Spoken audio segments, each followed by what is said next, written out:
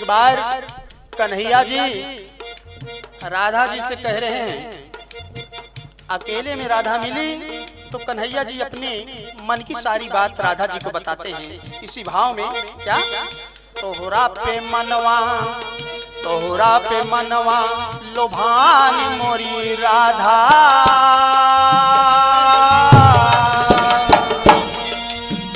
तोहरा पे मनवा लोभान मोरी राधा, सदिया के पतिया करावा मोरी राधा। तोहरा पे मनवा लोभान मोरी राधा, सदिया के पतिया करावा मोरी राधा। तोहरा पे मनवा लोभान मोरी राधा, सदिया के पतिया करावा मोरी राधा। कन्हैया जी खुल के राधा जी से बात करते हैं कि ए राधा, मैं बहुत व्याकुल बहुत परेशान हूँ, मैं तुमसे शादी करना चाहता हूँ और बात करके अपनी मैया से और मेरे घर भेजाइए ना, सब बातचीत हो जाए, क्योंकि मैं तुम्हारे बिना मैं नहीं रह सकता हूँ। मैं तो अपनी माँ से कह करके थक गया हूँ, थकी गईले अपनी हम मैया से कही के, अरे ब्याह करब तो से बतिया हम सही के। सोचत जिंदगी हो जाई आधा,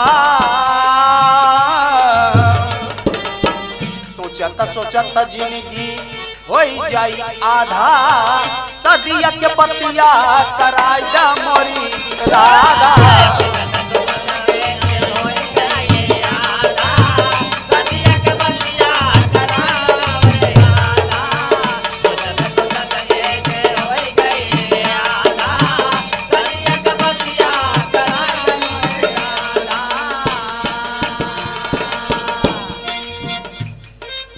राधा जी कन्हैया जी से कहती है कि भूल गए क्या आप? बलिजोरी मेरे घर में माखन खाया करते थे, मेरी मटकी फोड़ा करते थे, मेरी चुनरी चुराया करते थे, कितना परेशान हो करके मुझे दिया करते थे, और मैं और तुम्हारे साथ शादी करूं? काहे बाल चोरी तू माखन खाया,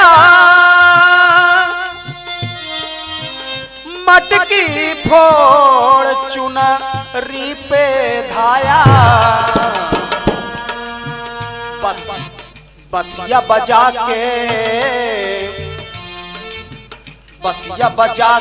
तू नैनों से साधा, बसिया बजा के तू नैनों से साधा, सदिया के पतिया कराया मोरी राधा।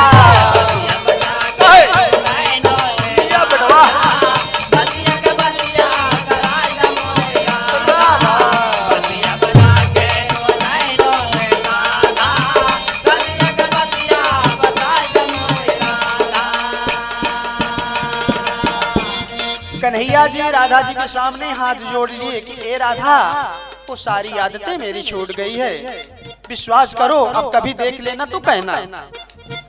चोरी चुनरिया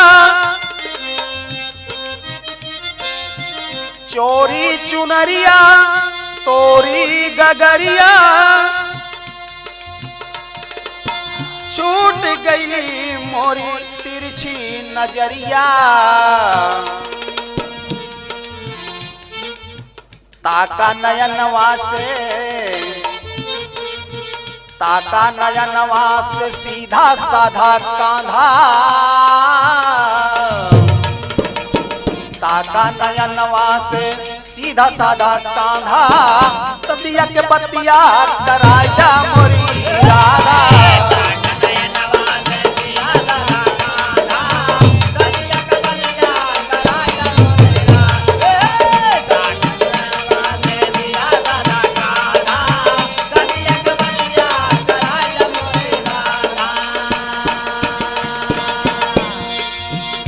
जब राधा ने देखा कन्हैया का बड़ी मायूस चेहरा तो हंस करके कहने लगी, हे नंद लाला हे गोपाला,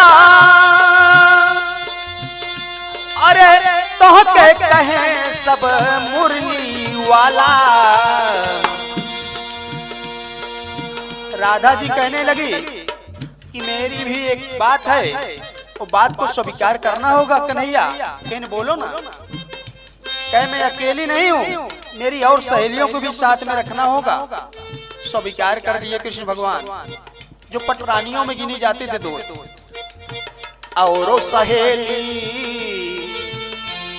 सहेली के साथ तू नाधा, औरो सहेली के साथ तू नाधा, सदिया के बतिया कराया मोरी राधा।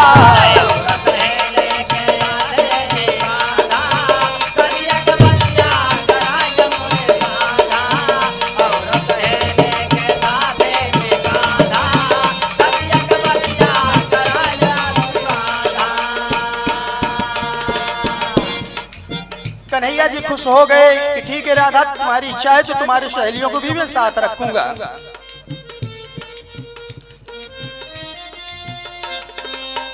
खुश बनवारी नाचे राधा,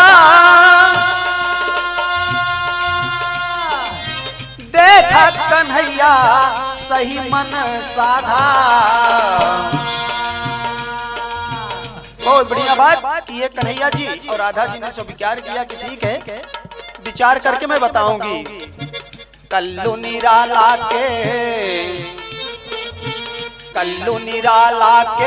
पग पग बाधा,